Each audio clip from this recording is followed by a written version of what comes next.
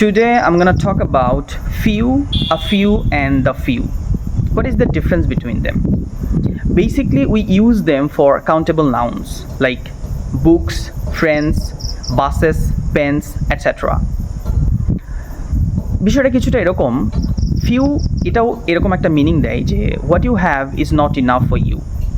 মনে করো যে তোমার 50 জনের মতো পরিচিত মানুষ আছে, তুমি তোমার এলাকাতে বের হলেই তাদের সাথে হাই হ্যালো কথা হয় বা একটা একটা রিলেশন আছে। বাট তুমি একটা নতুন শহরে গেছো, সেখানে তোমার 2-1 পরিচিত, মানে পরিচিত নাই বললেই চলে। এই ক্ষেত্রে তুমি বলতে পারো যে I have few friends in this city. Okay. আর যদি এরকম হয় যে তোমার মনে করো যে 10টা ফ্রেন্ড আছে এই শহরে, যারা মোটামুটি যথেষ্ট, তুমি যখনই বের হও তাদেরকে মোটামুটি সঙ্গ পাও এবং এই সঙ্গটা তোমার জন্য যথেষ্ট। এটা অনেক বেশি না, বাট তোমার জন্য যথেষ্ট। এক্ষেত্রে তুমি বলতে পারো যে I have a few friends in this city.